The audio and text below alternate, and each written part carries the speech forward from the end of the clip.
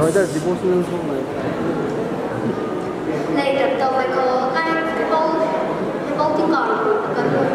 cái này bằng có bố mẹ suggest mình quay tập cái mẹ ai tao solo đi mày làm rồi thôi này bắt chặt thôi thằng con đi rồi cái bụng mày đi không tất không lì ngắm gần thì là đại gần rồi đừng ra thay không đừng ra được solo sẵn là solo